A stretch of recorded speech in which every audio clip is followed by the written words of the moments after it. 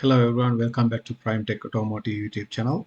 I just got here VW T5 Transporter 85mm diameter rear wheel bearing replacement. This is the tool what we need. There are two different type tools. One is 85 for T5. I think T4 has 62 diameter wheel bearing. Anyway, so here's the procedure. So before, first of all, before you damaging the ABS ring, ABS sensor, you need to remove it. So disconnect the connector, use, I think as I remember it was 5mm Allen key, remove the ABS sensor, keep it in a safe place. So first use the bigger diameter, bigger hole brackets and place behind the bearing hub, secure by using the supplied Allen key with the tools. So it's very important, guys. Use the bigger diameter one first. And also make sure when you tight this, there are two notches on the actual hub, which I'm going to show you shortly. Align to the holes, the gaps on the sleeves what you fitting now.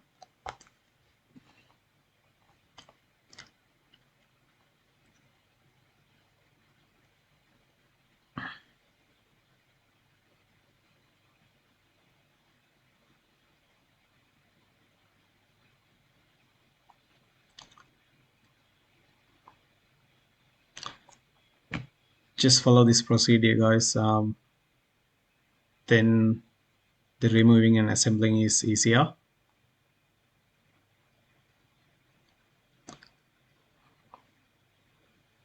Fit all the piston pieces onto the bearing hub. So this piece here, I'm just putting at the back of the bearing when removing it, and realign the holes with those studs, and also fit the deep longer nut at the back of the bearing.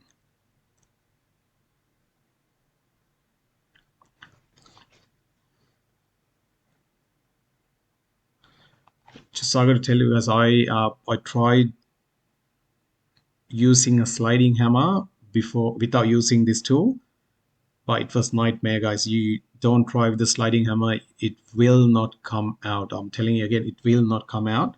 So you definitely need to have the tool to remove it. With the sliding hammer, you maybe have a chance if you use a bigger sliding hammers, but I doubt it because there's a lock on the front of the at the front of the bearing that has to break and come out. So it's very hard with the sliding hammer, but if you have this tool, it's very handy, and also it's easy removing.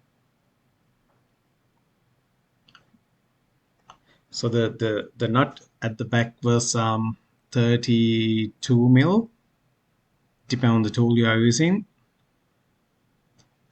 and at the front is 22 mil. You can either use a rattle gun, but if you use a rattle gun, just use it slowly as I'm showing now. If you use it fast, you will damage the thread on the tool. So it's an expensive tool, guys, so you don't need to remove it, but I know you can buy this tool from eBay. It's very cheap.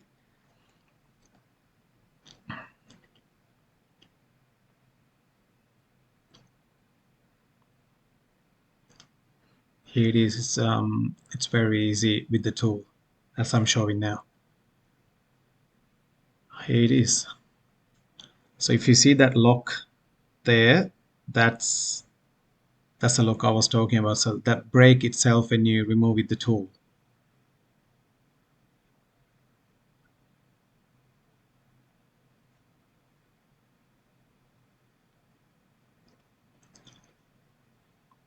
So once you get the bearing out, just give it a good clean. Just clean the grooves, because this hub is open, so all the mud, water can go into it. and there's a corrosion may have built up in the area. So just give it a good clean, take all the sand and soil out, apply some grease inside the hub after that before you fitting the new bearing in.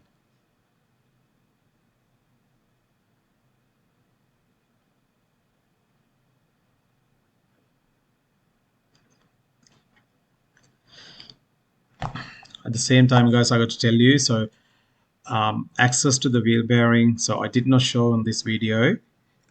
It's easy, and also that's the procedure that you need to use. You need to remove both axles if you're removing both sides. But if you remove on one side, just remove one side axle. So without removing the axle, you can't put the tool in. So that's the one you use when you're removing it, and the small diameter one when you're fitting it.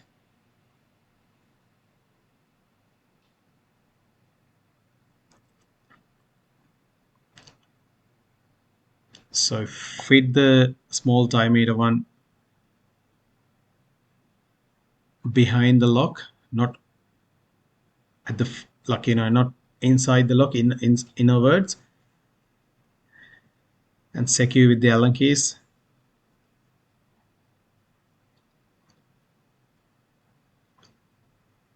That's the one when you're fitting it, pushes the lock and tied it.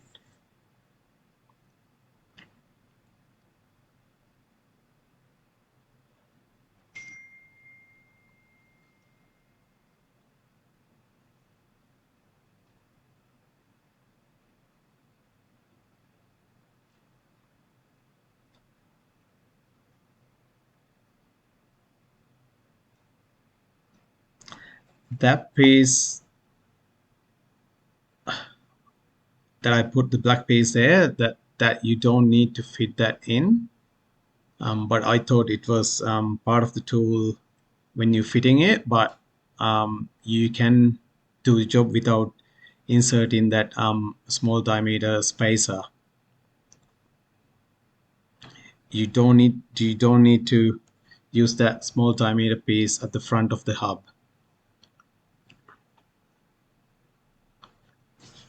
It's the same way of removing. You use the studs to line up the hub.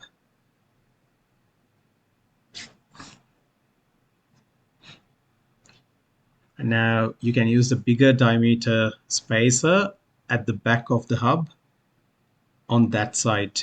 When you do the job, you will realize which way you are using, because you can't use the bigger side because it's not inserted in that way. And then line the hub same way you tied the deep socket, like the deep bolt at the back of the hub.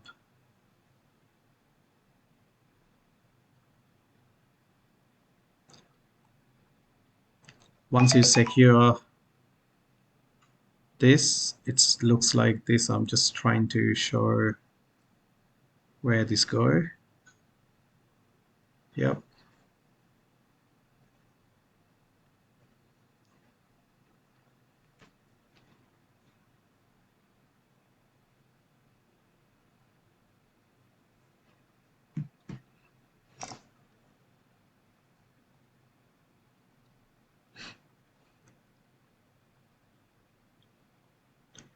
Now hold the nut at the back and carefully tight the bearing until it go all the way back and hold tight. If you can see, guys, the spacer which I put by mistake, you don't need to put that one in.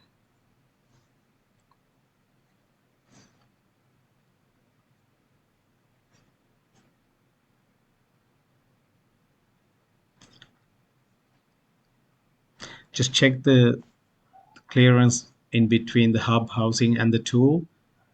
You can tie it all the way in until it stops.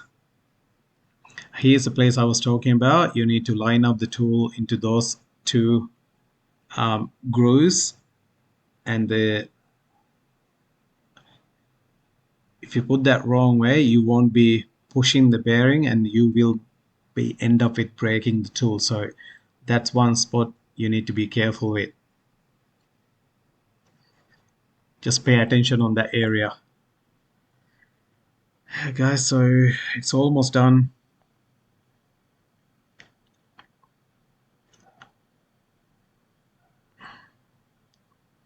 Just making sure by using a pry bar is the bearing all the way in.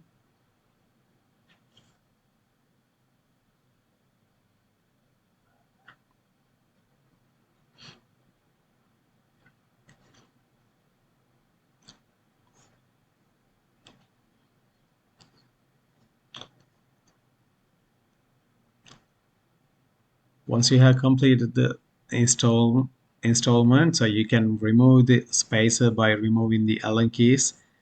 But there may be chance that not to come out. But if so, you can undo the center bolt and remove the tool completely out from the hub.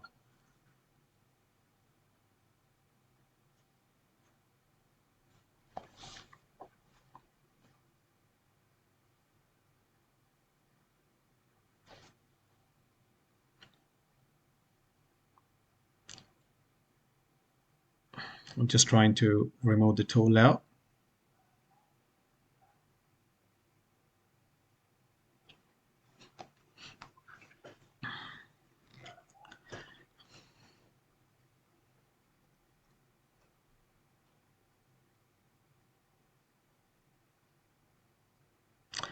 That's it, guys. So it's pretty much done.